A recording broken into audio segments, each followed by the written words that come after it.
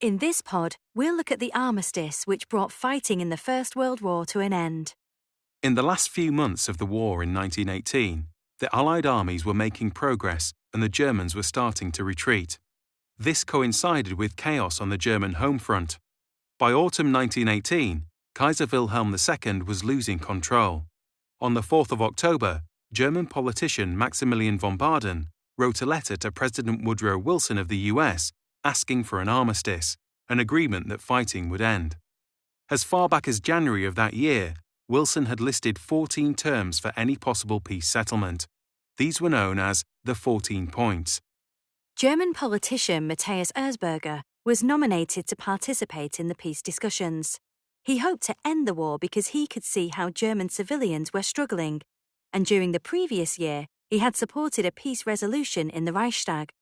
So, on Friday the 7th of November 1918, a brief ceasefire was arranged on the Western Front to allow Erzberger and the German delegates to travel and meet the Allies. The temporary headquarters of the Allies was a train carriage in the forest of Compiègne, 37 miles north of Paris. By this time, rumours were beginning to spread that the end of the war was near. Erzberger met with Ferdinand Foch, the French leader of the Allied army, as well as with the well-respected British Admiral Rosslyn Weems.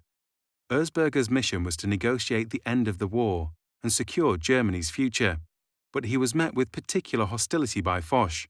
At the meeting, Foch decided to let the Germans talk first, before implying that the Allies were prepared to continue fighting. This alarmed Erzberger, who thought that both sides were prepared for peace talks. This forced Erzberger to formally request an armistice. It's possible this was a ploy from Foch to make the German side more willing to accept their terms of peace. Foch's terms for armistice were seen as intolerable to the Germans. Germany would be forced to pay heavy reparations, lose territory, make huge cuts to the size of their army and navy, and to forfeit most of their military equipment.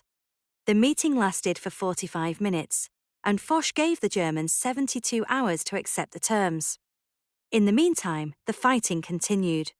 When the terms of the armistice were taken back to the German military headquarters, it was clear that the Germans had no choice but to accept. The army was deserting on a mass scale, and millions of civilians were suffering. On the 9th of November, realizing that he'd lost support from the public and politicians, and that Germany could not continue fighting, Kaiser Wilhelm II abdicated, fleeing to Holland.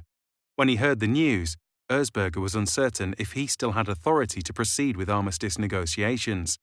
However, he received a telegram saying that Germany agreed to the terms of the armistice. The telegram was sent from military headquarters because Germany was in so much chaos that nobody in the government could be contacted directly. At 5:10 a.m. on the 11th of November 1918, the armistice was signed. Orders were sent to commanders across the front, saying that the fighting would end at 11 a.m. The following day, the Daily Mirror in the UK wrote that history has no more glorious day than yesterday, which saw the end of the Great World War and the triumph of Great Britain and her allies. The harsh terms of the armistice demonstrated the hatred that the Allies, notably France, felt towards Germany. The terms were finalised in the Treaty of Versailles on the 28th of June 1919, which, unknown to the Germans, included a war guilt clause, directly blaming Germany for the war. The terms of the armistice were incredibly unpopular across Germany, but Erzberger was faced with little option but to accept them. Nonetheless, the German politicians who signed the armistice, and later the Treaty of Versailles, were branded as traitors. Erzberger was assassinated in 1921, and resentment over the terms of the armistice would prove to be a crucial factor in the rise of the Nazi Party in the following years.